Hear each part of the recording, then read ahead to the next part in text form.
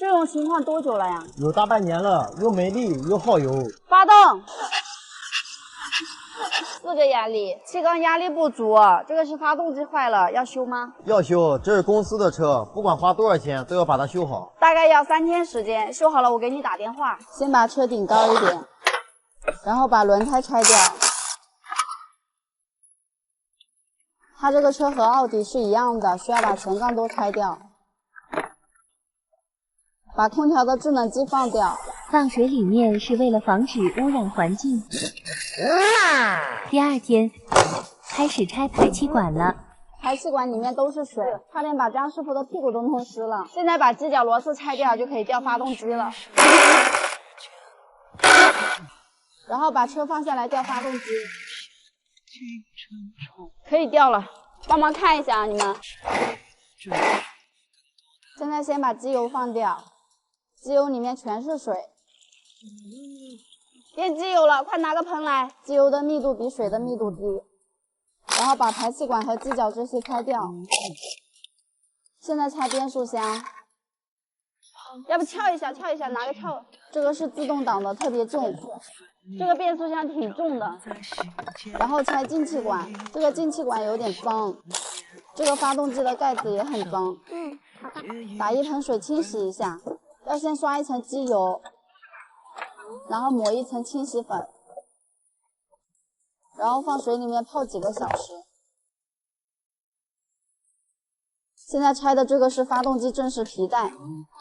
现在把缸头拆掉，看一下里面都有什么坏了。小兰，你快点过来！我的车刹车不好，故障灯也亮了，我都不敢开了。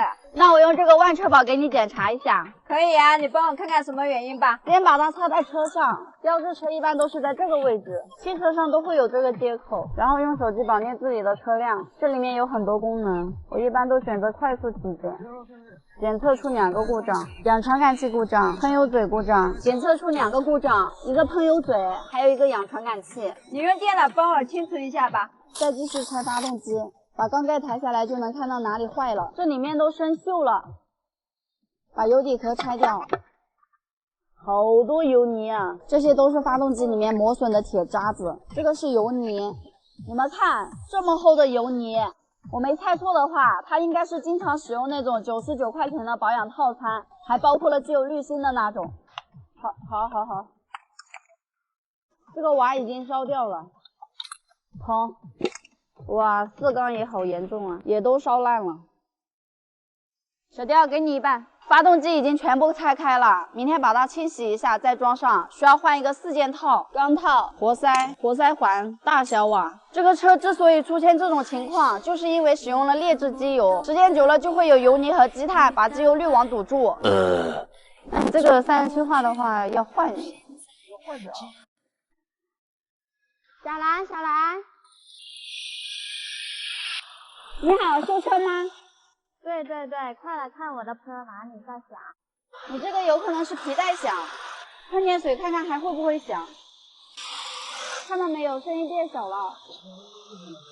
你这个车修起来估计有点贵，你去那个房间休息一下吧。哎，你拆下什么东西，别忘了给我看一下。没问题，肯定会给你看的。先把皮带拆下来，检查一下皮带是不是好的。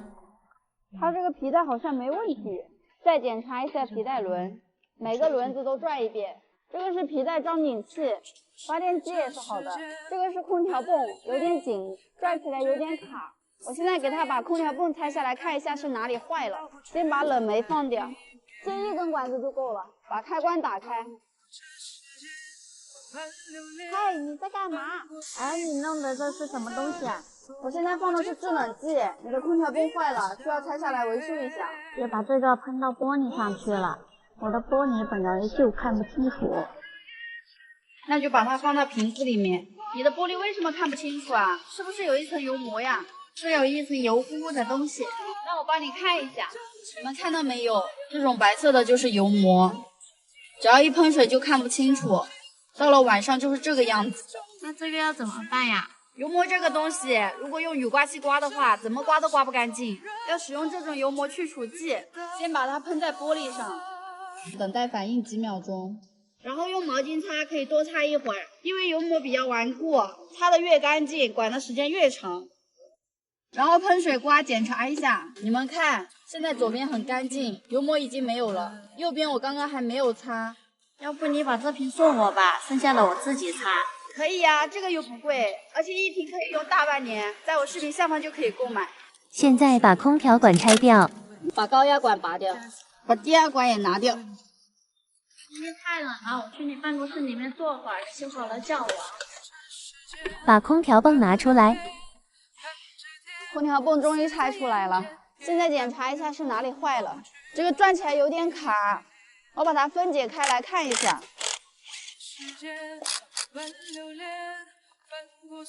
这个还是比较难拆的，转动起来非常的卡。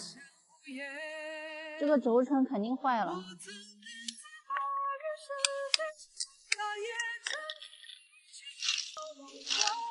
就是这个轴承坏了，我问一下卖配件的能不能买得到。喂，老板，你帮我查一下13年的宝马 X1 空调泵轴承有吗？轴承我刚刚问过了，买不到，所以我就买了一个空调泵总成，价格也不贵，才800块钱，而且还有质保1年，给它装好收1200，不贵吧？开始安装空调泵，把高压管和低压管都装回去，把皮带给它装上去，皮带套成这样就可以了。先加压测一下漏不漏，把开关打开，打点气，先打15个气压。今天坦克团的群主来看我了，这个是群主的坦克300，群主还给我发了一个贴纸，宁波坦克团。以后可以一起出去玩了。坦克这个车啊，可以去好多你到不了的地方。然后我把它贴在我的车上。有组织了，大概可以。测试了半个小时不漏，现在抽真空，看到没有？这2个指针已经往负数方向走了。先打开浮力氧，排空气，像这样就可以加进去了。小雕，发动一下，打开冷空调。这一瓶没有了，加好了，我去试一下凉了没有。现在是冬天，好凉啊！把工具收掉。小姐姐，你的车修好了，前面这个车排气管冒烟了，我得上去提醒他一下。兄弟，干嘛拦我的车呀？师傅，你的车排气管冒烟了。冬天排气管冒点烟是很正常的呀。你的这个烟不正常，你要是不信的话，我把车开过来给你看一下。你看我这个烟这么小，你那个烟这么大。好像是的，这是怎么回事？要不这样吧，你跟着我走，开到我的修理厂，我给你检查一下。你的修理厂远不远？不远，就在前面一点。你的车出现这种情况应该很费油吧？你不知道吗？好像是挺费油的，一个月要加好几次油。先给他把火花塞拆出来看一下，1个、2个、3个、4个。把机油擦干净，火花塞的头比较黑，积碳也比较厚。老姜，你去启动一下。火花塞都会点火，4个火花塞都是好的。现在检查喷油嘴，如果喷油嘴漏油的话，就会造成混合气过浓。老姜，你再发动一下。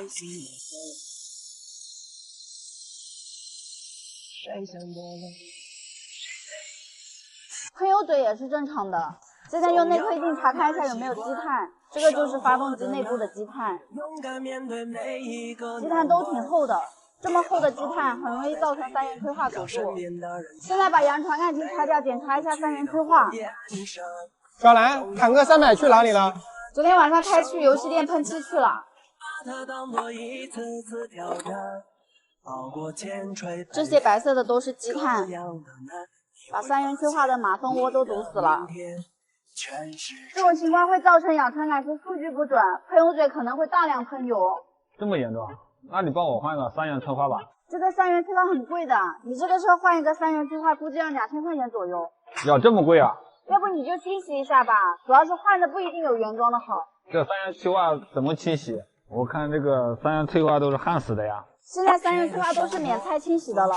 可以用这个车米兜升级款的3元催化清洗剂，直接把它加在油箱里面，它就会顺着油路通过发动机高温燃烧，然后分解三元催化上面的积碳，直接从排气管排出去。这个就和燃油宝除积碳是一样的原理。哦，我的车要加几瓶呢？这个要看积碳多不多，一般来说都是2万公里1瓶，5万公里2到3瓶，10万公里4瓶以上。加了之后去跑高速，这样积碳就会清洗得很干净。我哪有这么多时间去跑高速？过年回老家就可以跑高速了呀。我先买几瓶，先清洗一下吧。那你在我视频下方购买吧。哦，对了，来都来了，帮我换下机油吧。那你把车开到那边举升机上面去吧，这是我新买的举升机。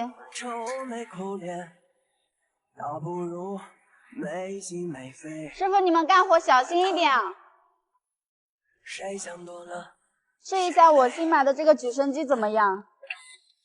总要慢慢习惯生活的难，勇敢面对每一个难关。这个举升机还是可以的，能顶这么高，我还没有顶到最高。等机油放好，我去看一下我的坦克300油漆有没有做好。你们看，这是我做的广告牌，马上就要完工了。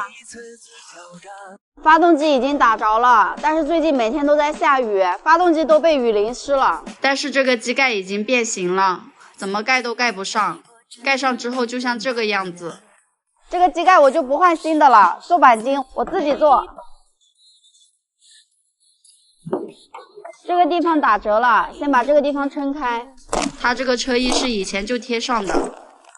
现在我用这个热风枪把这个胶棒吹融化，这个方法是我上次跟牛马修车师傅学的。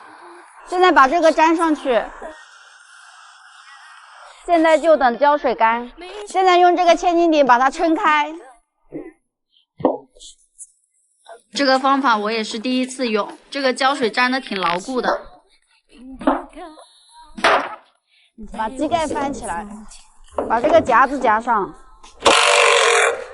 把螺丝打紧，把机盖抬过来放到纸板上，把钩子勾上。这个是最传统的方法，用葫芦把它拉直，然后江师傅上去踩了一脚。我们国产车的机盖太厚了，这样做钣金反而不好做。现在我把机盖分开，分成2层，应该就好做了。已经分开了。先用脚把它踩平整，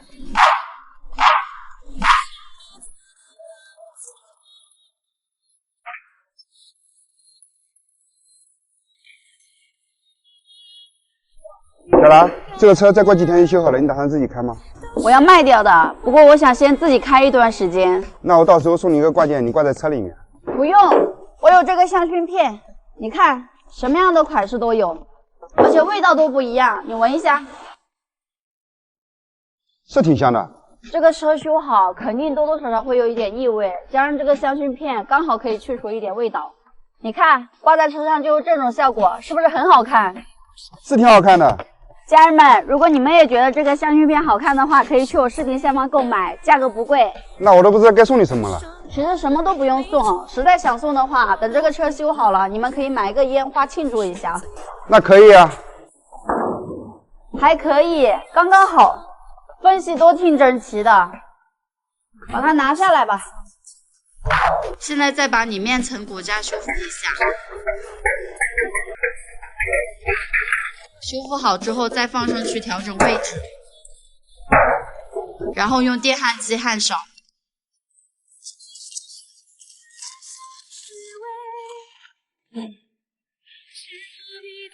这些小坑明天再用修复机修复一下，现在我们先装上去。你那边位置怎么样？可以的，刚刚好。那今天先下班吧，明天再精修一下。小兰，这个发动机现在能打着了，那现在这个车可以开吗？我也不知道，要不我们试一下？如果能开的话，明天就可以开去喷漆了。你们看，前面这个就是我的坦克300，外观都修的差不多了。今天修最难的一个问题就是想办法把发动机打着。这个发动机从拖过来到现在都一直没有打着。我先用电脑检测一下，看看有多少个故障。把电脑插在这个位置，我这个万车宝电脑连接手机就可以使用。点这里检测一下，我一般都选择快速体检，检测出来87个故障。我先启动试一下。提示动力系统故障。现在我先把4个门装上，看一下装上之后故障会不会少一点。好了，这个门只能用旧的，我买了新的，但是卖配件的一直不发货。小雕，你再帮我看一下还有多少个故障？现在只有85个故障了。我来看一看是一些什么故障。网络无通讯，可能是发动机前面的零部件没有装好。我们现在把它装上去，再试一下。这些配件都提前买好了，都没有时间装，今天把它装上去。涡轮增压这根管子里面都是机油，有人知道是怎么回事吗？把管子里面的机油清洗一下。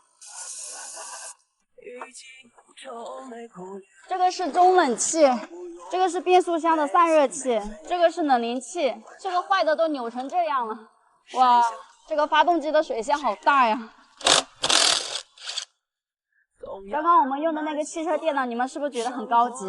其实这个就是车主版的汽车故障解码仪，专门给车主使用的。它可以支持故障检测，像发动机、变速箱、ABS、安全气囊这些都可以检测。特殊功能还有电池检测，比如你的电瓶用了3年左右，打火有点困难了，都可以用它来检测一下是不是电瓶坏了。还可以检测节气门，像发动机抖动、发动机转速高，都有可能是节气门积碳太多卡住了，也是可以用这个万社宝检测的。反正这个里面的功能有很多，你们可以去我视频下方购买一个，汽油车都是可以用的。现在把发动机前面的配件都装上，装好之后看看故障会不会少一点，最好是能打着。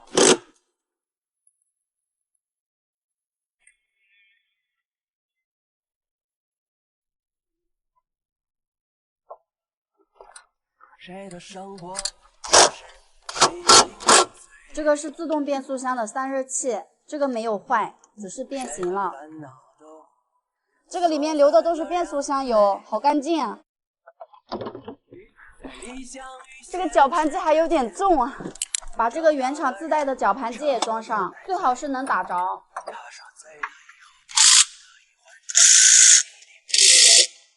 小雕，你现在看一下还有几个故障？现在还有73个故障。再去启动看一下。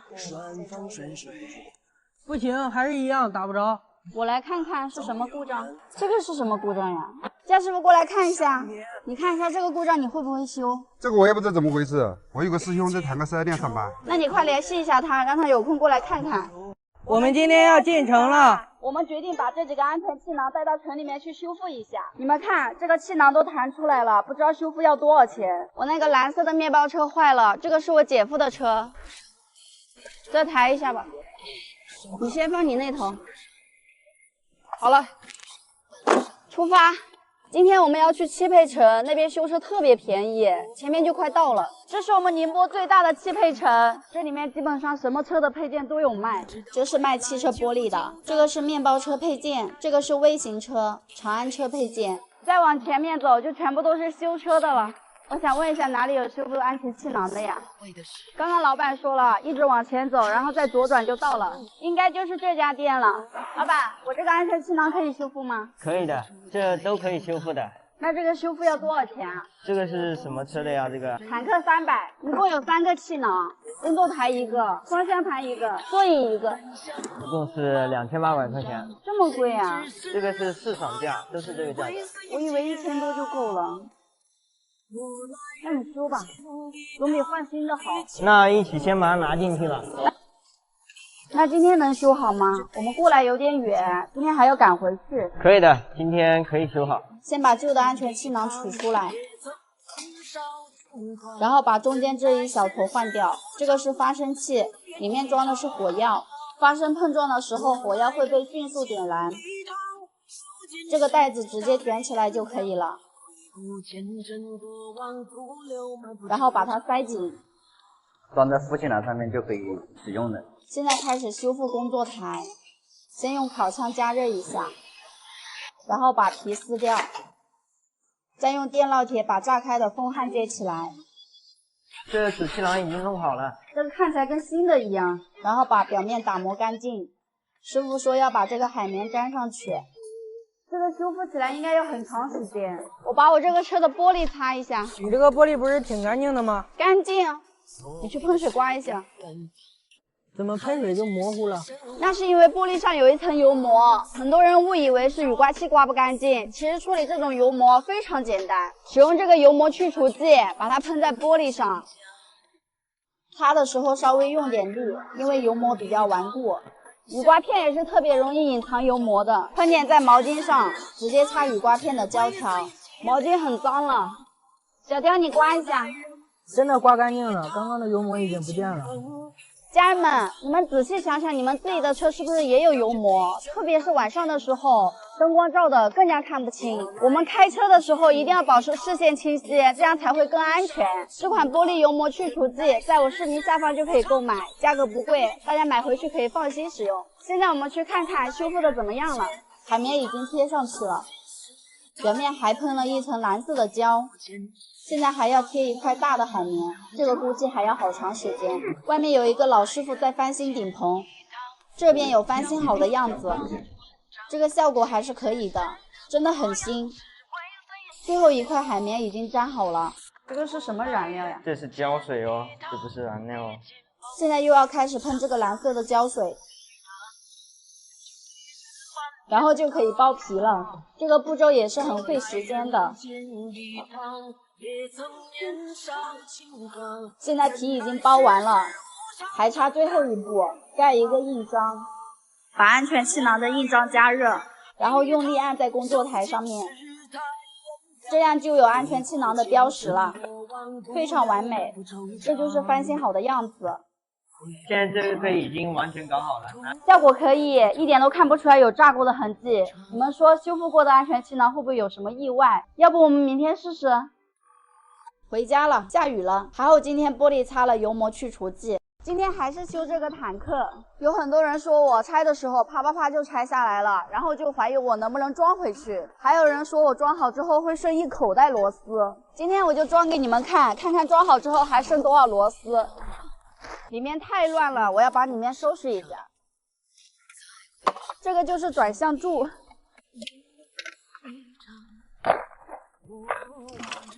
收拾的差不多了，现在把地胆拆掉。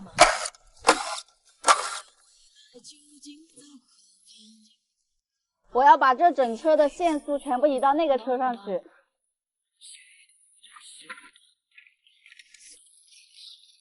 所有的线都拆完了，这一大筐，你们看着吓不吓人？我现在要把这个线从这里穿过去。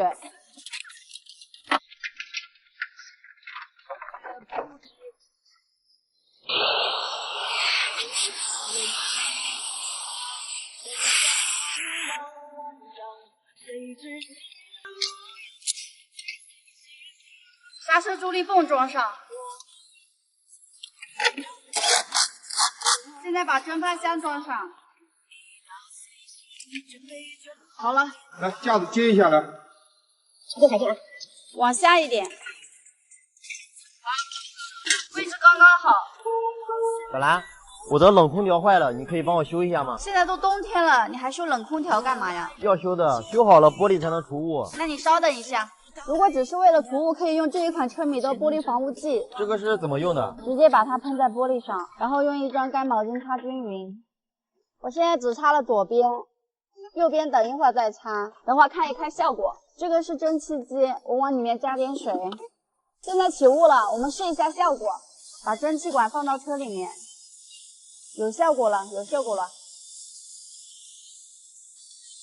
左边喷了防雾剂，右边没有喷，右边玻璃上全是雾。这个效果真不错，在哪里买的呀？在我视频下方就可以购买。行吧，那我冷空调就不修了。对，等到夏天再修。现在继续干活。现在把这个方向柱装上。小兰，没有冷空调就不能除雾吗？热空调也可以除雾，但是没有冷空调除雾效果好。那你刚刚推荐的那个防雾剂到底好不好用啊？好用啊，喷了之后就不用开空调除雾了，这样还可以省点油。那喷一次能管多久呢？10天左右，1个月喷3次就够了。像反光镜、家里面洗澡间的镜子、摩托车的头盔都可以用。那是挺好的。把扶手箱装进去，把显示屏装上，方向盘装上，把主气囊装上。这个仪表台是修复过的，就在这个位置，安全气囊被弹出来过，你们看得出来吗？副驾的座椅还没有修复好，现在我把主驾的座椅先给它装上去，把螺丝扭紧。小兰，现在已经6点了，今天要加班吗？你有事吗？没事的话就加班继续装。也没啥事，就是我妈叫我早点回家吃饭。那今天就先下班吧，天也黑了，又在下雨，明天我们想办法把发动机打着，可以吗？最后给粉丝们看一下还剩多少螺丝。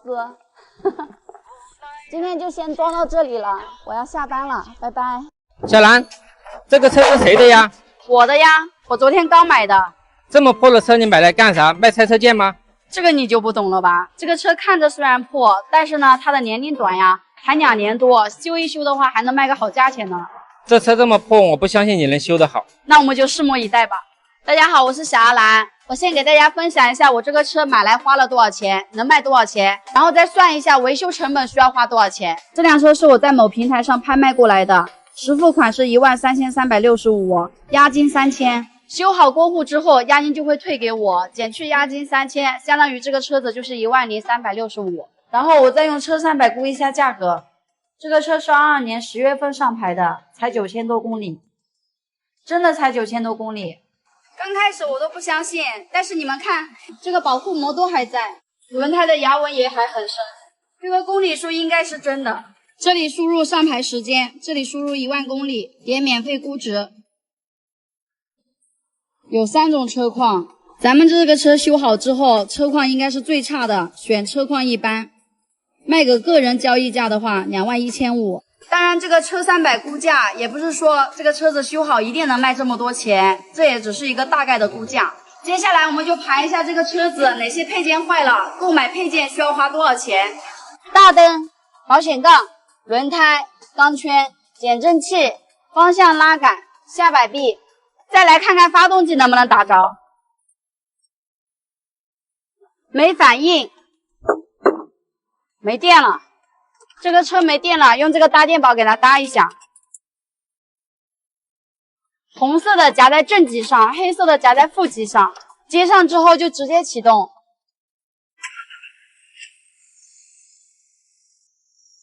一把就打着了，但是这个发动机的声音有点不正常。这个搭电宝是12伏的，排量 2.0T 以下的发动机它都能一把打着，同时还可以给轮胎测胎压，轮胎没气了还可以用来打气、补气。再来看看后面有哪些需要更换的，后面就是这块板，还有轮胎、钢圈、钢板螺丝也变形了，手刹线断了，这个位置就做钣金修复。现在把车子移到举升机上，再好好检查一下。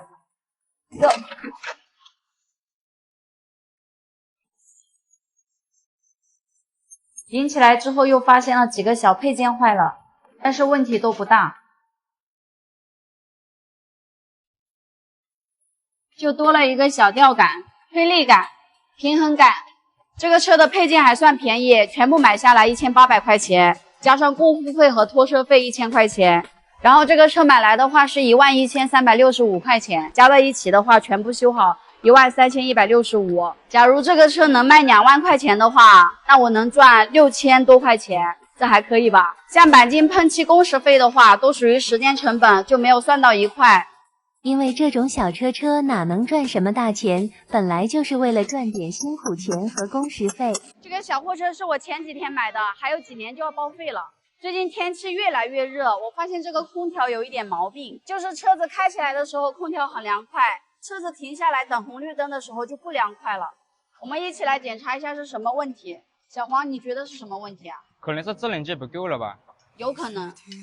把空调表接上看看是不是制冷剂不够了。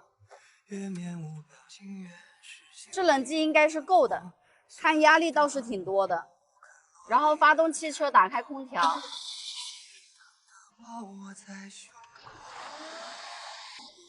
刚开的时候是有冷风的，现在越来越热了。小兰，要不要给这个车加一瓶这个空调制冷还原剂啊？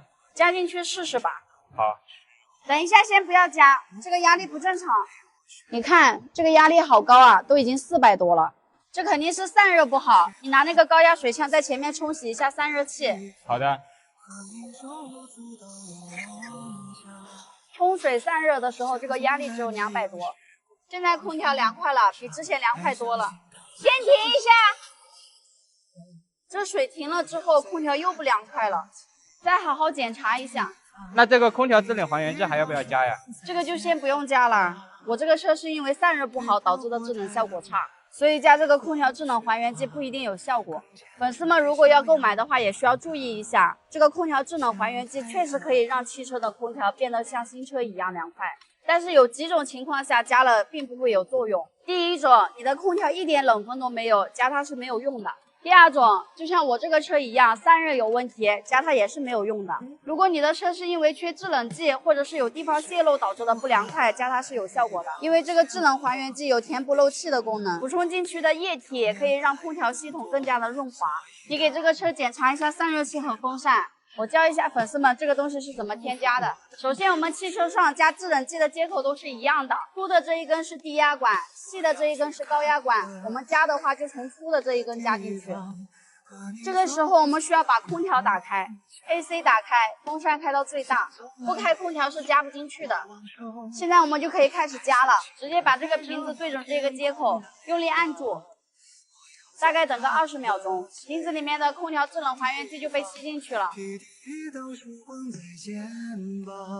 这样就算是完成了。小黄，问题找到了吗？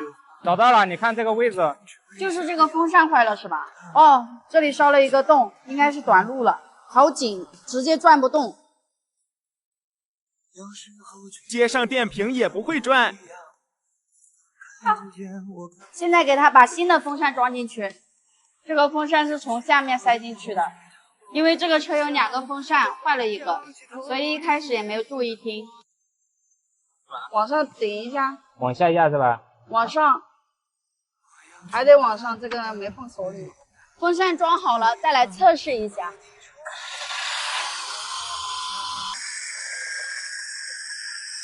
哇，现在好凉快啊！大概等了10几分钟，空调还是好凉快。现在高压只有100多了，轻松修好一个自己的车，以后可以在车上睡觉了。